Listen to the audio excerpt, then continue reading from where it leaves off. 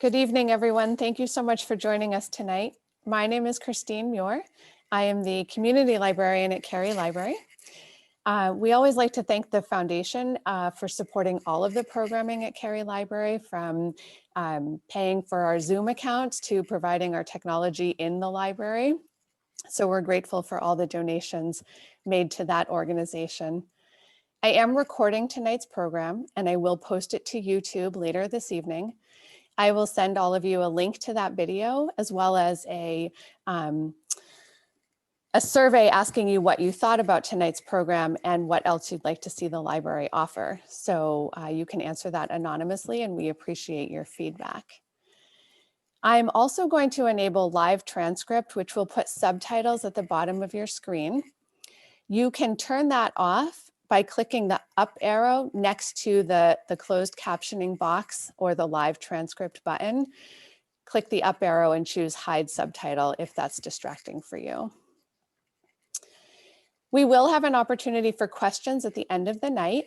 You can either type a question into chat and I will ask them of Sarah for you, or you can unmute yourself. And in that case, I would just ask you to wait for me to call your name so that we don't talk over each other in case two of you unmute at the same time. So that's the housekeeping. I am very excited to welcome tonight award-winning journalist and author Sara Hammell. She covered the Army study in 1995 for what was then the Middlesex News in Framingham, and has since written for Newsweek, People, the Sunday Times Magazine, UK, Glamour, Shape, and others. The Strong Ones was released in February and became an instant #1 new release and a bestseller overnight on Amazon. And it's now available at Cary Library too.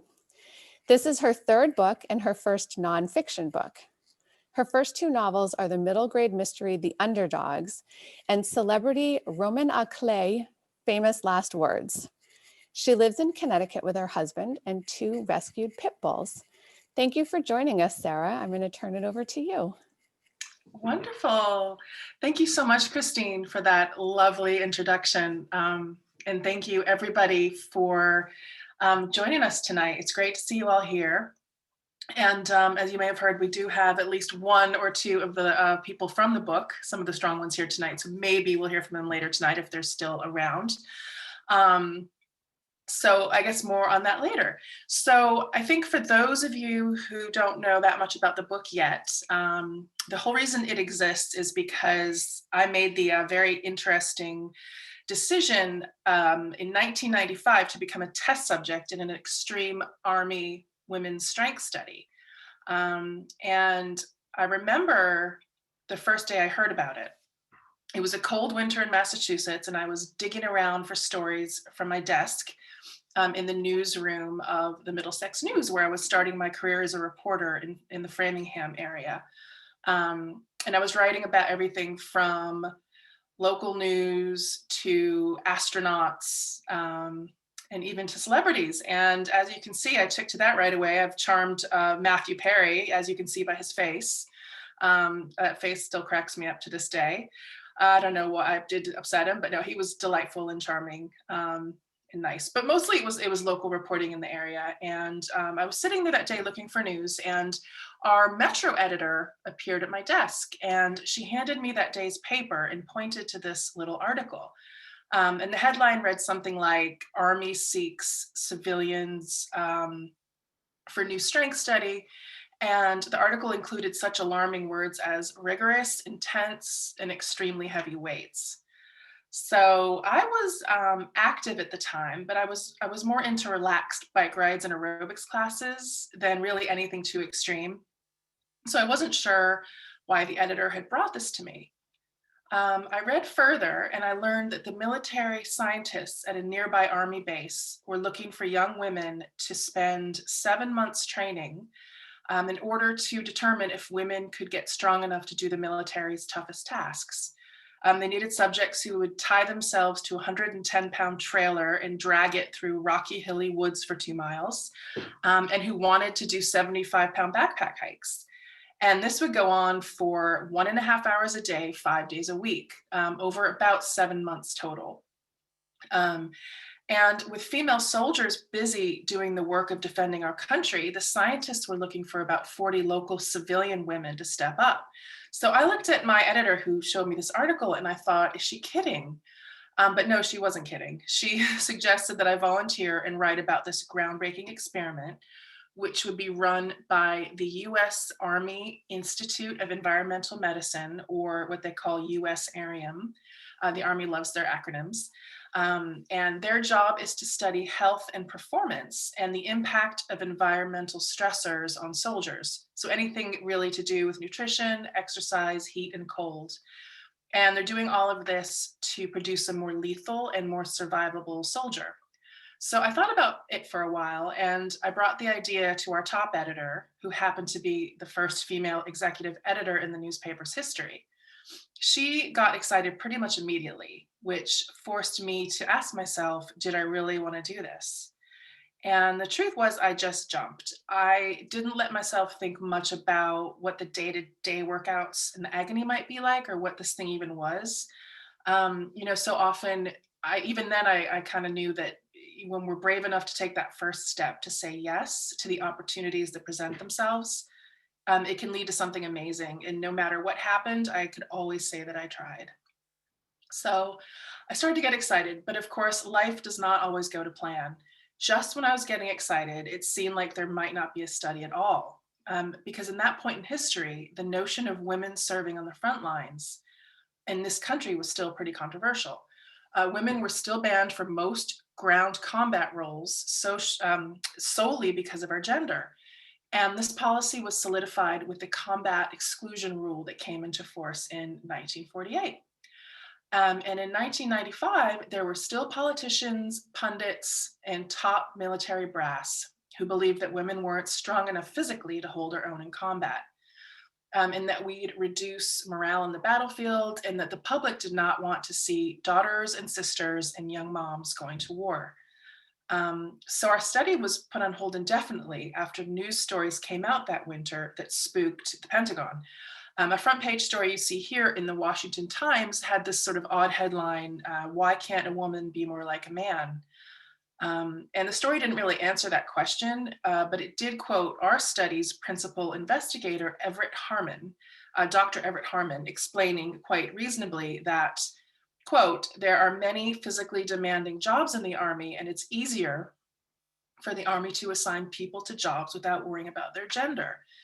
Thus, he wanted to launch the study of women's strength. But next, the article quoted retired Army Colonel Robert McGinnis, who said, quote, the ludicrous notion that we can go out there and hire women and spend a phenomenal amount of time building them up to the equal of men just does not make any sense. We cannot afford social experiments with the military forces of this country, unquote.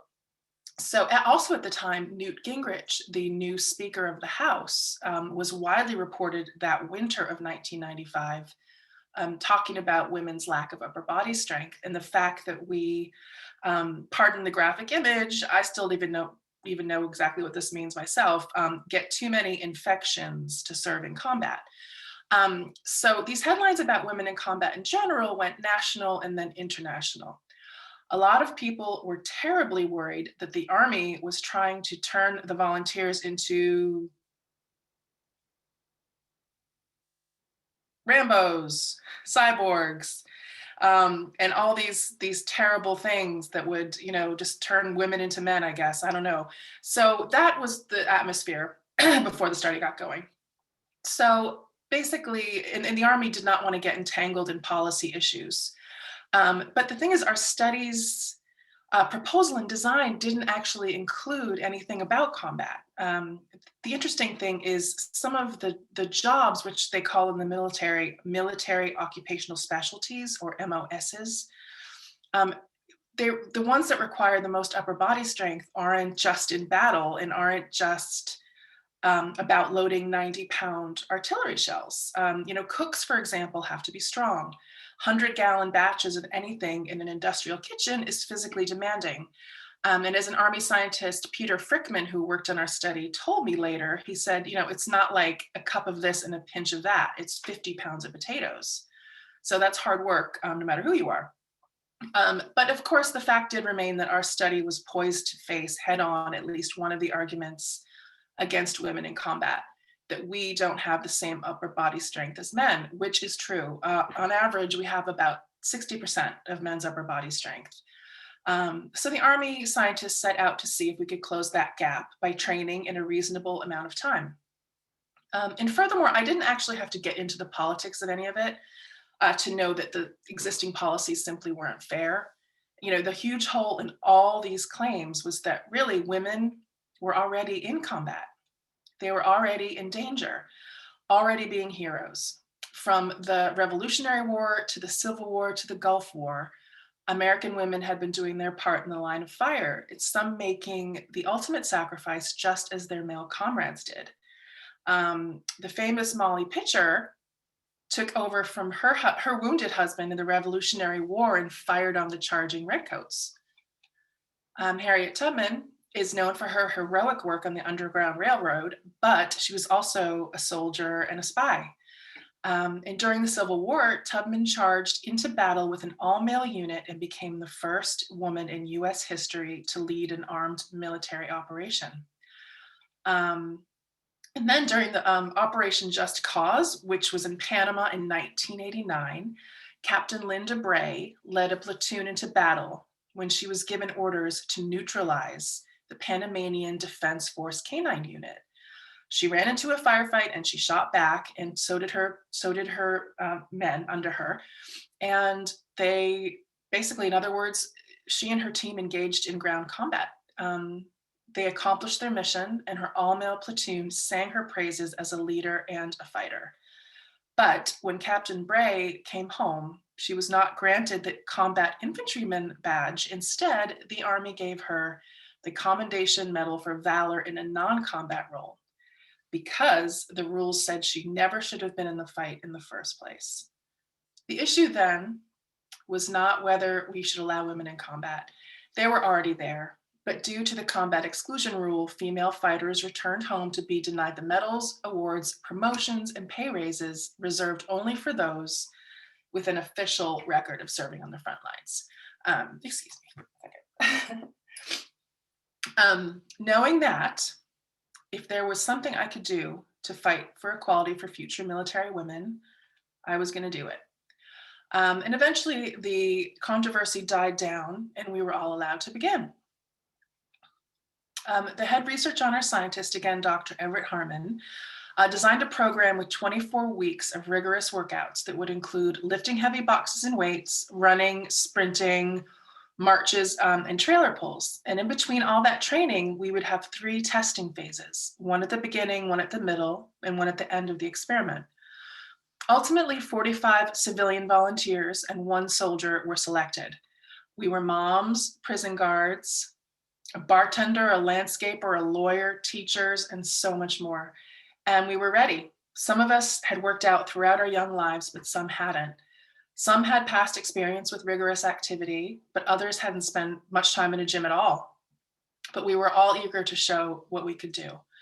And the 2 scientists and 2 trainers leading the study, as you can see in the image, the newspaper clipping here, were incredibly supportive, and they became close friends to the test subjects very quickly. And I should stress at this point that, as I say in the book, each one of us experienced these 7 months differently. I feel like there could be 32 different books about what went on and how it felt and what we accomplished and what we struggled with and all of that. So I'm constantly encouraging the women that I speak to, express themselves too and talk about what they went through, because it's, this is through my lens. So in any case, so for me, the first week was a bit of a blur. Imagine this civilian walking onto an Army base for the first time, and you're seeing the trucks and the camouflage and the uniformed officers, and you kind of feel like a drill sergeant's going to run up to you and start yelling things. But they didn't. Our scientists and trainers were civilians as well. So I just felt like the classic fish out of water. All I could do was put one foot in front of the other and just give everything asked of me, as did the women I trained with. The challenges started right away with baseline tests, at which point I got to finally experience the 110-pound trailer pulls and 75-pound backpack hikes I'd heard so much about. There were also endless box lifts designed to mimic real life military tasks, like loading and unloading, like vehicles and trucks and things like that. We did high jumps and long jumps, and the team tested how many rapid squats we could do with 100 pounds on our shoulders. And it helped, again, that we were training with amazing people. Excuse me. Keep having an itch. So we were training with amazing people, from the women to the guys: Everett, Peter Frickman, trainer Eric Lammy, and Chris Palmer, who trained the early morning group. Still, it wasn't as easy as I'm making it sound. Just kidding. For me, the hardest test was the 75-pound backpack hike. And you can see me there in the brown t-shirt. To me, it felt the most military. It's when I put that backpack on, and I felt the weight bearing down. I thought about what a soldier might experience. I thought about her carrying this load or more for her job, whether it was a day-to-day job or in a conflict situation. And I felt that at the time I was young and strong enough that I should be able to race through the woods. But no matter how hard I tried, I couldn't go as fast as I wanted, especially early on. So for some reason, I thought I should do better than I did, which is not necessarily helpful, but that's just how I felt. So basically, most of the women I spoke to at this, who went through this too, put some pressure on themselves as well to do as well as they possibly could. But we just did our best, and we got through those tests, and pretty much we all just got through it and didn't quit. And then it was 2 weeks had passed by, we'd finished our testing, and it was time to train. That would go on for 24 weeks, just the training part, not including testing. And we were there were 45 of us split into 4 separate training groups. And I was in C group, which trained at 1:30 every day. And some trained before work, after breakfast. So they've tried to fit the women in when, whatever fit their schedules best. Like if you had children, or if you had a full-time job, or if you had both, or if you were a student, they tried to accommodate everybody. So each group bonded right away. I mean, you couldn't help but bond with your direct group, because that's who you train with every single day. And as I write in the book, most of the women say that without the support of their fellow test subjects, we wouldn't have succeeded the way that we did. Spoiler alert. So we spent 3 New England seasons on that base, and sometimes traveling to a nearby forest for runs and hikes. And we fought as hard as we could to get strong. 5 days a week, we lifted heavy weights, did medicine ball throws, sandbag carries, 5-mile hikes, long runs, sprints up steep hills. It was relentless. But I never missed a day for anything other than work emergencies, or if I had to go out of town. But we wake up tired and sore, and we still went. We didn't, no matter how tired we were, we just kept going back. And that was something I think a lot of us had in common. We just really wanted to do well.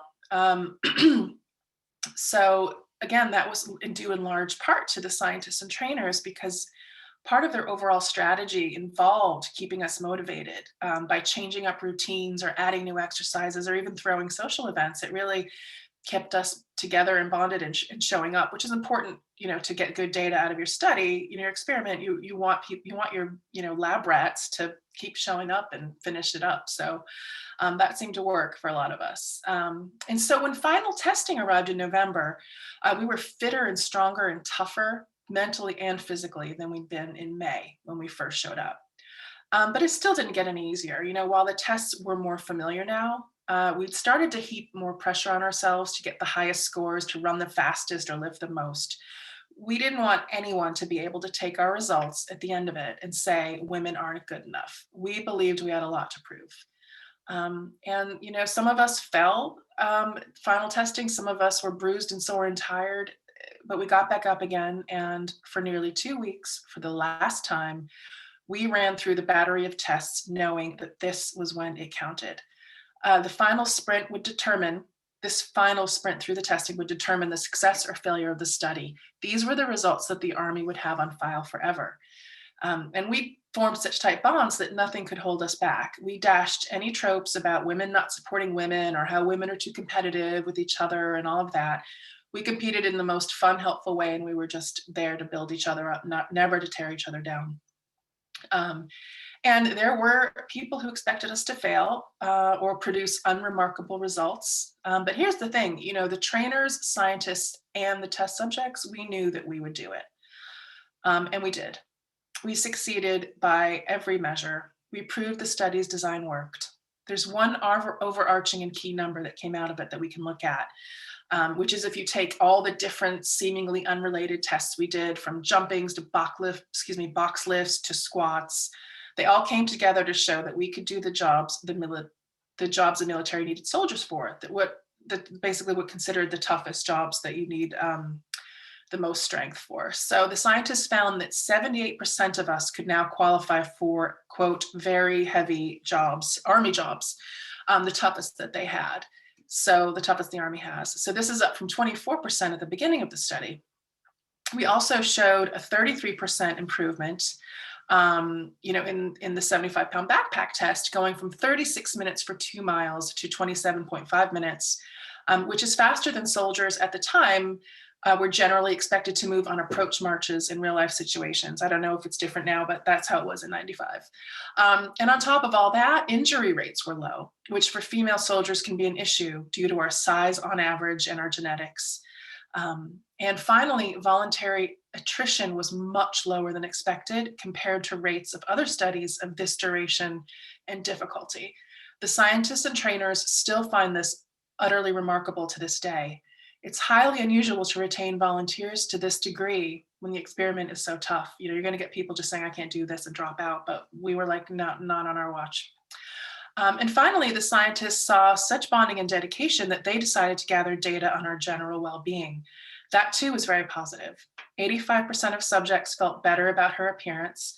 And what I take from that is how we felt. It doesn't necessarily mean we changed our appearance drastically or that we needed to, but that we just felt better about ourselves. So how can that be a bad thing?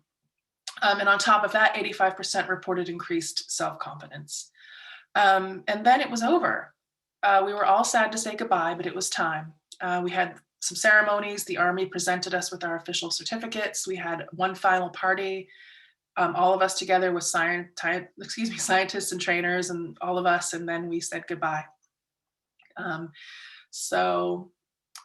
After the study, I'd been writing about the study the whole time. I'd write a feature every few weeks about what we were going through. And my editor had submitted them to contests. So I started to win a few of them, which was really exciting. And that just sort of after the study, between that and the study, I kind of just felt like I could do anything. And not because I was this like perfect, strong, amazing, well-adjusted person, perfect, successful person. It was kind of the opposite. It was like, I knew I was strong enough to fail. Like I knew that if I left my comfort zone or I left my job and set out for a new job, I would get back up. If I failed instead of flew, that I would get back up again, that I could handle any roadblocks in my path. And that if I did fail, that, I would survive and it would be okay. And it's, you have to still try. So that was a big thing for me. And I think, as I say in the book, to quote a wiser person than I, the important thing is if you fall down 7 times, that you get up 8. So that summer, I decided to leave my job in Massachusetts. And before long, I landed a job at US News and World Report magazine in New York. And I got to write about, for a national audience, about a variety of topics, including, women's issues and women's soccer, where they're still fighting for gender equality or pay equality, which is ridiculous. And after a few years doing that, I moved to London, got married, and began freelancing. And I started working for People magazine, which was a perfect fit at the time, as they covered world news along with culture and, of course, celebrities. So I was able to travel throughout Europe at a time when the magazine was deep into reporting on the Iraq War from the London office. And I was able to assist with that coverage, along with covering some global crime stories like the Amanda Knox case in Italy and the heartbreaking disappearance of Madeleine McCann in Portugal. And there was a lot of celebrity reporting too on the lighter side. Some of my favorites were Emma Thompson, Hugh Jackman, and Chrissy Teigen. I don't know if you know her. She's like an influencer businesswoman. She's very nice and very cool. I loved her. So journalism brought me all the things I hoped it would. I got to see the world, meet incredible people doing amazing things, such as women's rights campaigner Malala, who is so beyond her years and quite mesmerizing to speak to. I was thrilled to talk to her. And again, on a lighter note, I got to go to Rome to cover Tom Cruise's wedding to Katie Holmes. And those two crazy kids didn't make it, but it was still a fun wedding to cover. So really the study set me off with confidence to live my dreams and just pursue my career. So fast forward to 2016, and I'd kept an eye on military matters, and nothing seemed to change. And then suddenly, out of nowhere, the announcement came that in 2013, it was made official in 2016 that finally women could serve in any military role that she could qualify for. And of course, that's all we'd asked for is a chance. As former Secretary of Defense Leon Panetta told me for the book, we don't guarantee success, but you at least deserve a chance. So that same year, at one of my bookstore signings for my novel, The Underdogs, that year, Everett Harmon, the head scientist of the study, I've mentioned him a few times now, showed up and surprised me. It was as if no time had passed. I asked him if he heard of our study and heard that our study changed anything, or that we had an effect on anything. And he replied he heard it might have, and he'd heard good things, but he hadn't followed up himself because he'd left the military several years before. So I put my investigative journalist hat on and went to town. I called Army sources. I tracked down all the scientists and trainers involved in the study. And I managed to reach about half of the 32 test subjects who finished the study. One reason we'd fallen out of touch was because, I moved to New York and then to Europe, but also because when we'd said goodbye in 1995, there was no social media, but there was like no email. Like it was just easy to fall out of touch. And, we weren't going to necessarily sit down and write, long letters to each other on paper and mail them. So that was kind of easy to lose touch. But one by one, I found them. There's our Jean. And I spoke to my old friends and saw them over FaceTime or in person pre-2020. Again, it was like no time had passed. The years between 95 and 2020 were just the blink of an eye. And it was like, it was as if I somehow knew in 1995 that I would see them all again for sure. So that was the easy part. I still had to answer the big question. Did all our lifting and hiking directly lead to opening up jobs for women in the military? Did we do something? Was there a thread I could follow from my struggles running up Cement Hill? And if you've read the book, you know all about Cement Hill, my nemesis. But in any way, was there a thread between that and the moment that women started to really get a fair shot in the US military? Now, the short answer is yes, in a way. I rather naively wondered if someone in power had picked up our study and said, aha, look what they proved. Let's change everything. But it doesn't really work like that. The military does a lot of studies. And ours happened to be special, but it was still archived and cataloged along with reams of historic research. And it wouldn't be easy to trace who used our data and for what purpose. And I don't want to give away any book spoilers, but I found that we were some of the building blocks for the Army's future physical fitness tests. We had worked our way into the DNA of the Army's, research bank and helped it develop its modern gender-neutral physical fitness tests and combat readiness tests, which are vital tools for making sure our defenses are the strongest they can be. There is a scientist called Marilyn Sharp who worked on this very task for decades. She did some work on our 1995 study, and then in 2013, she began helping to develop the physical test that would help integrate women into all aspects of Army life. In her recent research, Marilyn told me there was not one task that at least one woman could not do. So to me, that shows in blazing color that discriminating against an entire gender based on averages simply is not fair. Because we all know that woman, we may not be her, I mean, I'm not her, but there's always, you know, a woman who can do, you see her, she runs far longer and faster than anyone. She stays out longer, she lifts more. You know, there's always someone who can do it, and she should be given that chance, in my opinion. Um, so I think, you know, another success that came out of our study, again, in my opinion, is there was success among the test subjects. You know, in their lives going forward, you know, during a pandemic, our reconnecting over this important chapter in our lives brought laughter and smiles, and true joy and a revived sense of pride. I think all of us needed. You know, we reconnected with something no one else on earth could truly understand, and only we knew what it meant to us. And we're still trying to find more test subjects. If you're out there, please email me. You'll find me online all over the place. And we want to have a real reunion when it's safe and all get together and sort of do like a League of Their Own style, you know, get together.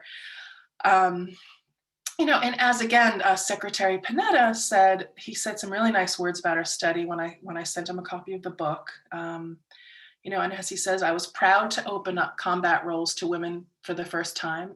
And their outstanding service makes clear that the strong ones fought for what is right for them and the nation. And that's really what we tried to do. You know, we didn't, you know, create world peace, but we did our part and we did our best, to do something good, and to also get in shape, which is also fun at the time anyway.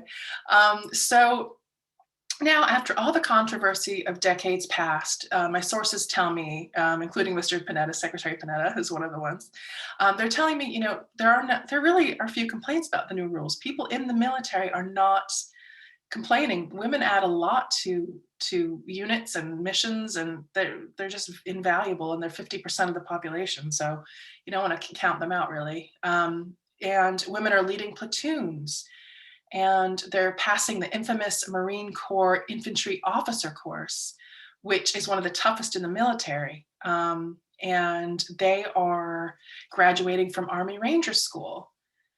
And in 2019, a woman completed the Navy SEALs Officer Assessment and Selection course, and that was historic. So, you know, we can. There's always some women who can do pretty much anything. So I look at these women and I'm reminded of how much it matters, that our study was a part of a long tradition of civilians supporting our military. That's no small thing. That matters. You know, so I found that really in my research that it was a million little things that made the difference for military women in the same way it is in life.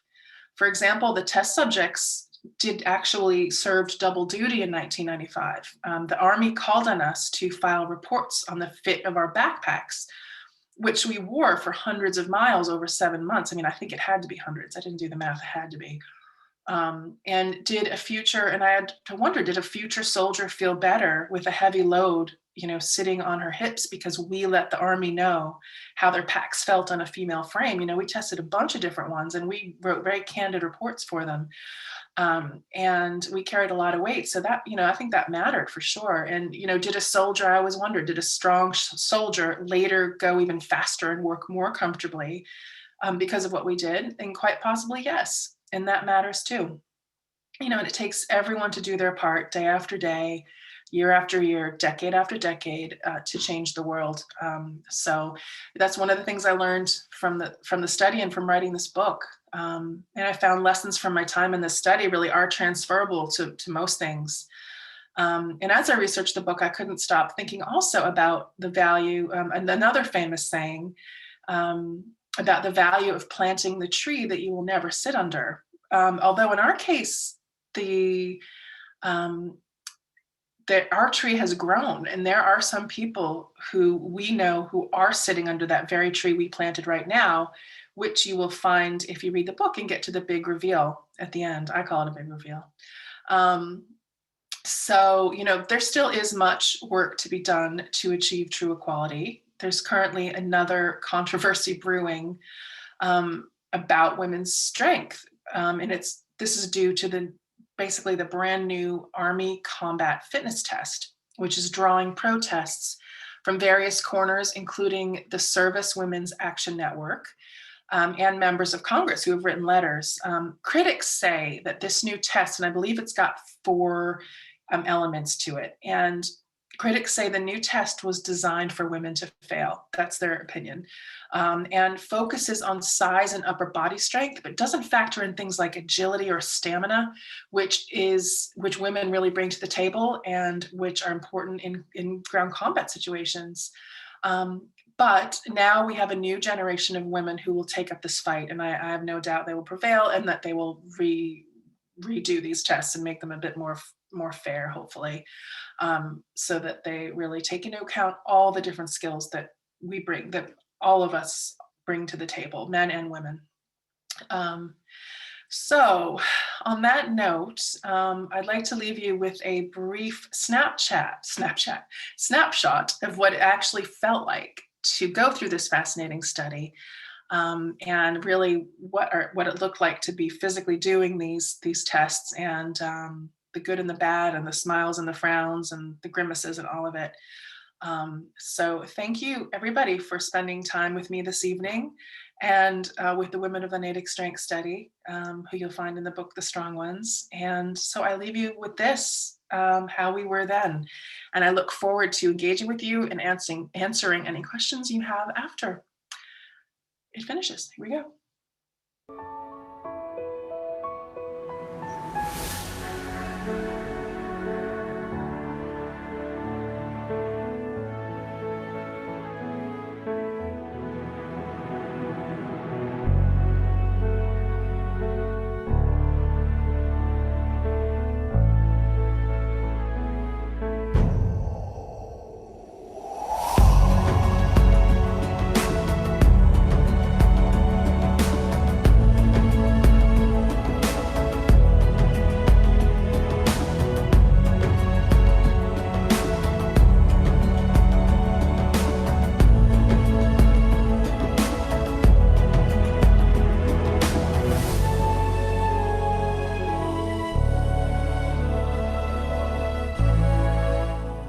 The 135-pound trailer tow was a pretty difficult task. They had to run 2 miles through the woods, varying terrain, 160, 100-pound squats, 2 seconds per squat.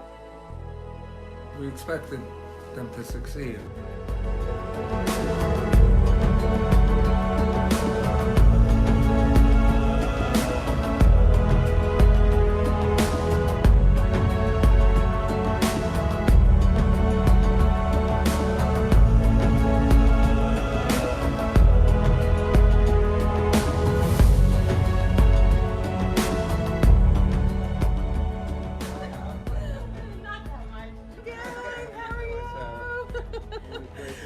It's been a while. Some people wanted to get in shape. Others wanted to participate in the study to participate in something that was big and was going to help female soldiers accomplish what they did accomplish.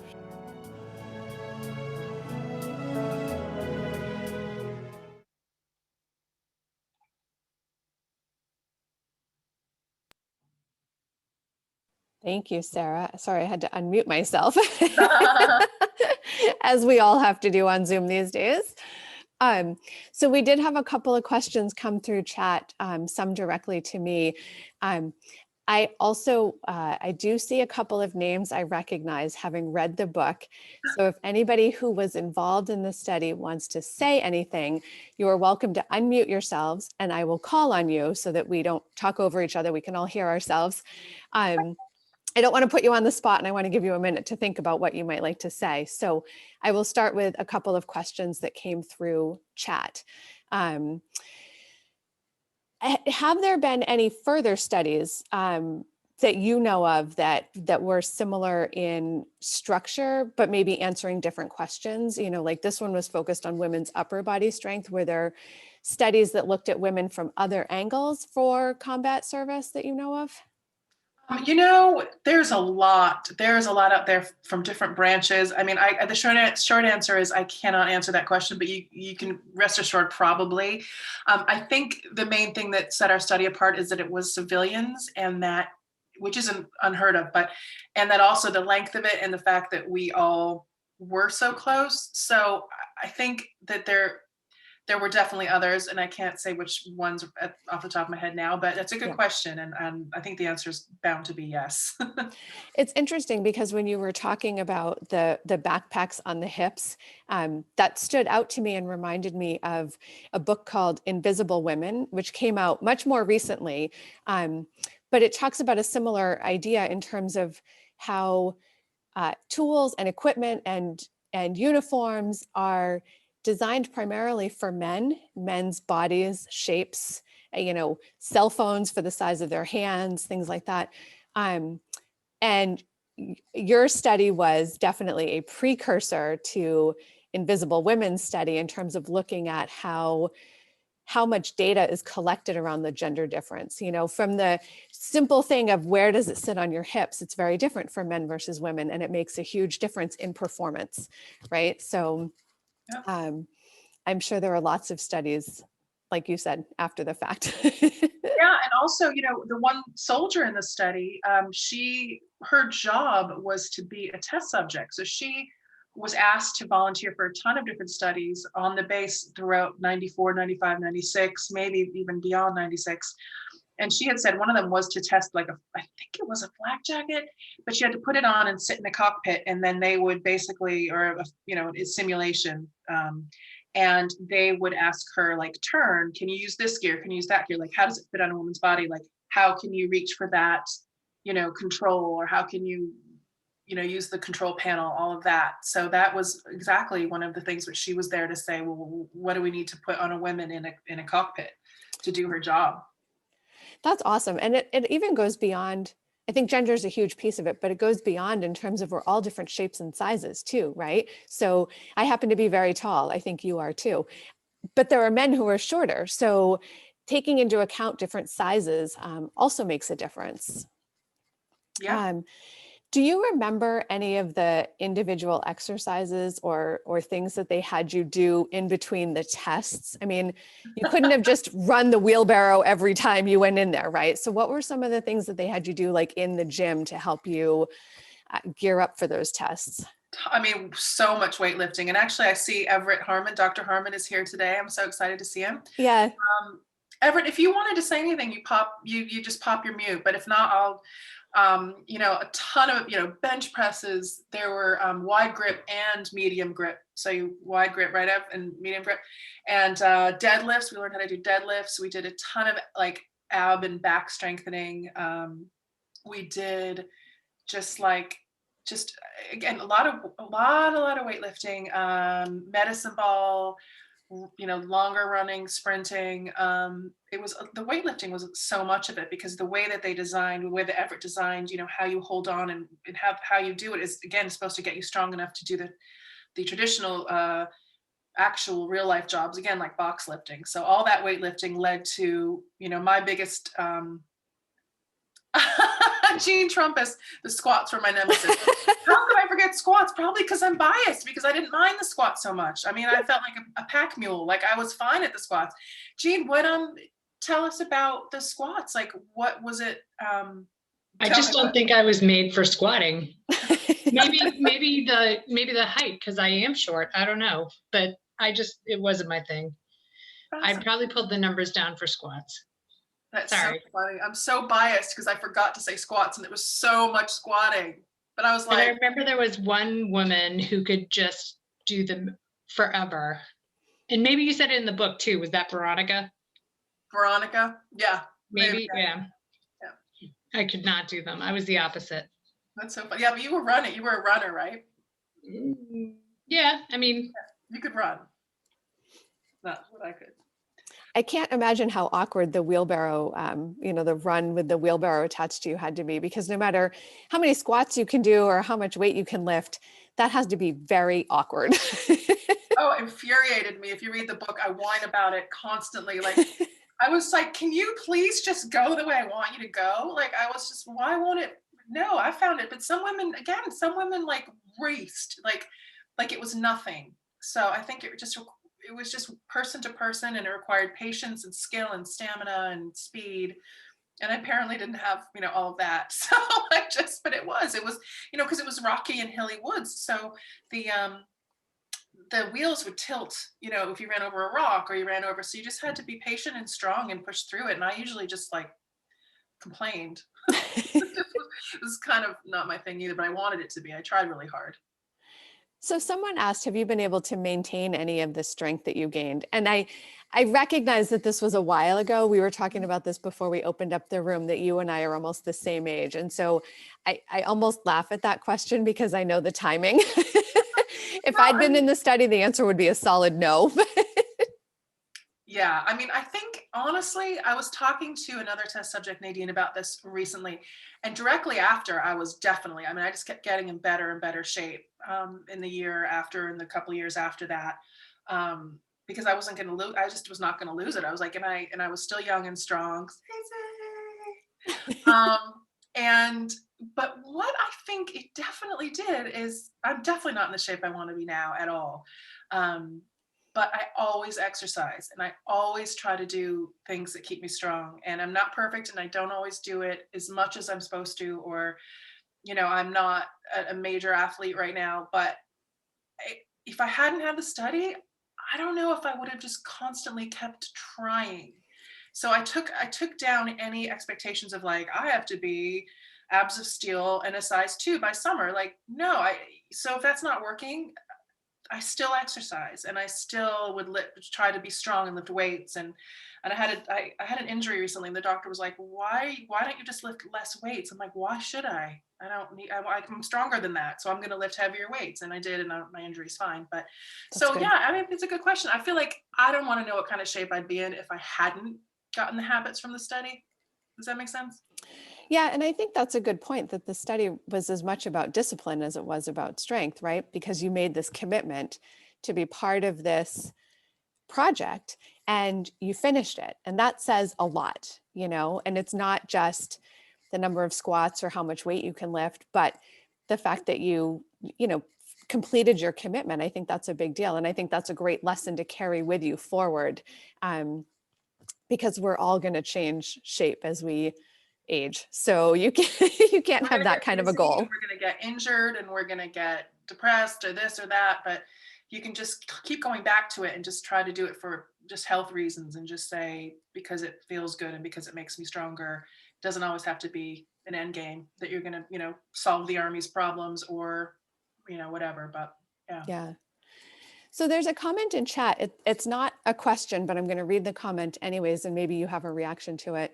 In the past year, there was a study examining the various physical, physiological, nutritional, and psychological attributes of the first women that completed U.S. Army Ranger training.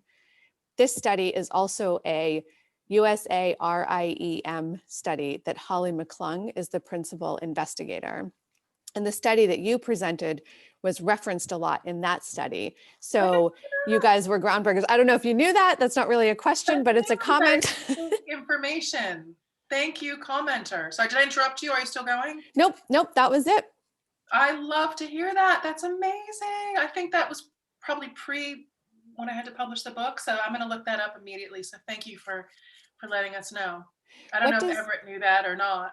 What is USARIEM? What does that stand for? USARIEM is the acronym. It's the United States Environmental, the thing that I read out earlier. Oh, okay. I just didn't. He knows what it is.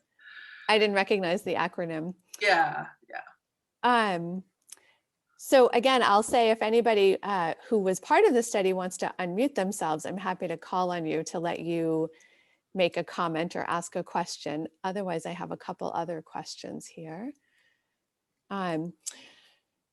So do you know, were there comparable training programs for men too with different goals? You mean in the Army? You mean like just like? Yeah. Well, I think, it would have been definitely different goals because I think we already knew that men had a certain amount of upper body strength and what it took to get them to that level. I'm not sure I can answer that one. It is a good question, but I don't know the answer. Somebody else who had read the book told me to ask that question. And so I wasn't sure. I maybe don't have enough context to ask the question well enough. Stacy, are you unmuted? Do you have something to add? I did. Sarah, I finally figured out how to unmute myself on my phone. I will say that my husband actually participated as an everyday average man in the study, and he really enjoyed it because he got to see everything that we were going through, and he was amazed. And he was pretty fit at the time too. So it wasn't like he didn't exercise. He was a runner and he would exercise every day, and he was just shocked at what we could do. So that was pretty impressive. Oh, I didn't know that. That's awesome. Yeah. So And I when was thrilled to share it with him too. That's So awesome. he Wow. went through all of the same exercises and tests that you guys went through, but in a separate group? So they did not go through the training. The guys didn't. They were considered already fit because they were men, and they wanted to see how we compared to an average fit man, if I remember correctly. And so he would just go in and do the testing. He wouldn't do the training with us. Yeah, he was a control, Just one of the the, control groups. Okay. Exactly. Yeah. And I will say it was one of the best things I ever did in my life. And I thank Sarah for bringing it back to my attention, because it's easy to let it fade away. But when you think of it, it's just amazing what we did. And it's amazing to me that right now there's still more controversy about women in the military. To this day, it's coming back to light. So It's crazy. It's so weird. Thank you, Yeah. Stacy. Thank you, Stacy. It's nice to see you. The mayor. nice to see you. Let's see if I can mute myself again. So Sarah, tell us a little bit about what prompted you to write the book when you wrote it. I was going to say now, but I think the pandemic skews time a little bit. What prompted you to write it, and what was your process like for pulling together all those memories? Yeah, it was extreme. It took the same amount of discipline and hard work and perseverance as the study itself, really, because it was exhausting. The reason that I did it was because I saw Everett, and he came to my book signing, and I looked up and there he was, and I couldn't believe he was there. And then I thought, what am I doing? Like, I just had heard like 2 months before, or a few months before, that women had suddenly been allowed, to do all these jobs. And I made the connection. I was like, Everett, we have to look into this. And then I thought it was so exciting, and I was so happy to see him, that I thought, I got to find my girl. Like, I got to find the other ones. I got to find the women. I got to find them all. And then I thought, it took a few months to really realize it should be a book. And I was scared to write the book because I was afraid to call people after 25 years and be like, hi, Jean, I haven't talked to you in 25 years. Would you want to be in my weird book? Like, I can't, it was definitely hard to pick up the phone, and first hard to find people. That was a little bit of a challenge as well. So, but once I started getting amazing responses, I realized people felt the same way I did. They were like, this was the coolest thing ever. Now that we've got 25 years distance, we're like, oh, this isn't normal. Like, we're not going to be getting this opportunity more than once every 25 years. So everyone was happy that I reached, was happy to revisit it. And I started pulling together memories and looking back at old diaries. And I had some good stuff in the diaries, but I also had some gaps. And I was so mad at my 24-year-old self. I was like, why didn't you write more about that particular day? So it basically just came together, and that everyone was so helpful. Like, Everett was so helpful, and Peter Frickman and the trainers, they all gave me their time and expertise.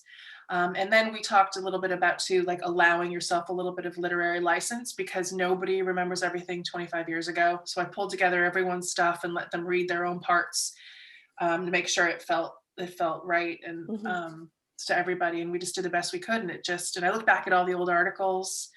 And I sketched it out as fiction first, because I wanted to, I'm a journalist, so I have to, everything I write down, I want it to be factually true, and that just wasn't happening. So I just called it fiction and wrote it out, and then started getting the facts together and sort of pinned it together. So I think it's a pretty accurate picture, as much as it can be over 25 years. So that was the process. It took, including the reporting, writing, revising, it took a good 2 years. Yeah. And that's just before the publishing started. That's just through November. So add another 6 months to that. It's been a good 2.5 years at least. What kind of access did you have to official military data or records? Could you get any of their information to include in the book? Yeah, I had some access to some people who were really willing to talk to me. Okay. And yeah, I only had, because it was so long ago, stuff was pretty readily available. And Everett's final report, other people worked on it with him, but he's the principal guy on that. It's very in-depth and very detailed, and that's available online. So that was a huge part of my fact checking and all of that. So because of the distance and the time, it was, I don't want to say easy, but I had access to some good stuff and people were willing to talk to me. There was a level of trust there because there was trust from like Everett and Pete, who knew me at the time, and then they would sort of extend to them and say, well, we trust her, so you can trust her, kind of thing. Mm-hmm. So that was also nice. Yeah. It's, I had to laugh when you were talking about how in the mid 90s, there wasn't social media and email. So it was very easy to lose touch with people because that was the year that I graduated from college too. And so I remember how easy it was to lose touch with people. And today with so much online, it does feel so much easier to do things, right? Yeah, yeah. So Miriam asks if there were any injuries during the training. Yeah, I mean, I think ultimately the injury rate was lower than you would worry that it would be. Again, reading Everett's report, there were some injuries, but some of the injuries that caused people to drop out early on were actually pre-existing. And so that kind of directly caused by training, there wasn't too much of that. And a couple people, two of my close friends who were both in the book, they both fell pretty hard with their backpacks on. They went down and they got back up again. One of them went to the hospital and came back the next day with big, raccoon eyes. I remember that. Yeah. She just like came back. And so, a lot of us had little injuries that we just came back from. And I think there were a couple women who unfortunately had some things that made them drop out. But from Everett's report, you will definitely read that most of those I think were pre-existing. So it was pretty low injury rate relative to what you might expect. Did you get to talk to too many people about how this experience may have shaped the next decade or decades for them? Like, what were some of the other takeaways? I mean, Stacy just said it was one of the best experiences of her life, but did other people talk to you about how it maybe changed them or set them off in a certain direction professionally or personally? I mean, I hate to be vague because again, I think for a lot of the people I spoke to, it's also 25 years ago, but I mean, really across the board, it just, once you finished it, you knew you could do any, like you just weren't, how do I say this? Specifically like people, you have to have a certain level of confidence to even try, that's for sure.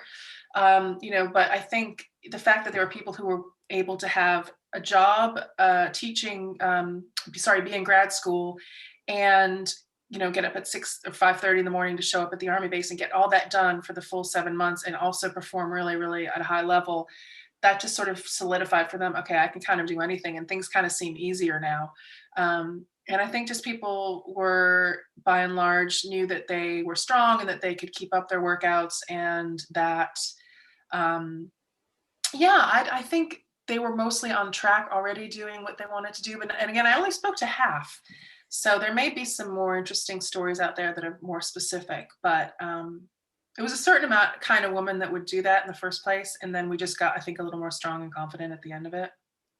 I think it's an amazing story of commitment and to push yourself that hard, that often is really amazing. It's definitely a sign of strength.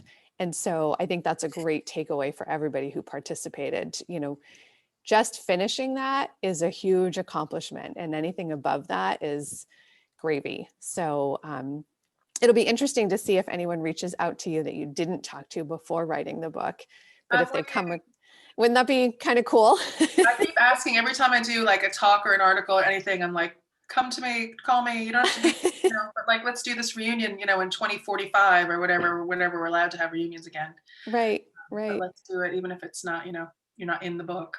You don't want to be, but yeah. It would be fun to reconnect and see where people land after that and what kind of impact it had on them personally or professionally. Yeah. So I'll give people one more opportunity. If anybody has another question, that was everything that I had gotten. And if anyone who was in the study wants to unmute and add a comment, you are more than welcome to. While I give you a minute to think about that, I'm going to put in the chat, there are a couple places where you can buy Sarah's book. It's also available in the library. We did order a copy, so you can request it from the Minuteman Network. And actually, somebody had requested it right after we ordered it and processed it. So it is in someone's hands right now. But you can put your name on the list and we can get it to you next if you want. Or I put a couple of links for purchasing in the chat, and it's also on Amazon and Barnes and Noble. And I'm not seeing any other questions or anybody unmuted. Stacy's unmuted, but I don't know if that's on purpose. I didn't know I was unmuted. Can you hear me? Yes. Stacy, how do I'm you glad feel? I wasn't making any noise here. Stacy, how do you I feel? will say one line that I have stuck with me ever since I have done the study is just one foot in front of the other. And whenever I'm struggling with anything, I just say to myself, just put one foot in front of the other, because inevitably you can pull through and you can do it. And I don't know if I would have that sense if I didn't do the study. So that's it. That's awesome. That's awesome. Jean, do you want to share something? Yeah, so I was just gonna, like Stacey was saying, I think that persevering, like we had it in us to do this study, and we had each other, and we had excellent trainers who believed in us and showed us that we can do it, and we believed in ourselves. And I think that's really stuck with me. And not even necessarily knowing until speaking with Sara again and revisiting the stories. And actually, I finished the book a few days ago, and I learned a lesson that I sort of taught myself through Sara's writing, about messing up the trailer pull in the mid test and feeling so terrible about it and so determined to improve in the final test. And just whatever was going on at the time, I just felt like, I needed to hear that again. So, Sara, I really enjoyed your writing. I loved it. Thank you. Thank you. Thank you for trusting me and being in the book. It was so much fun. So much, yeah. Well, thank you so much to everyone who joined us tonight. Thank you, Sara, for telling us a little bit more about the study and the process behind the book. I thoroughly enjoyed reading it. I guess I can't ask for a sequel, but maybe there'll be a fun story about the reunion. Yes, that would be funny. So thank you everyone for joining us. Thank you, Sara. And I hope you all enjoy the rest of your night and that you keep on persevering like the strong ones. Thank you, Christine. Thank Good night, you. everyone. Good to see you all. Bye.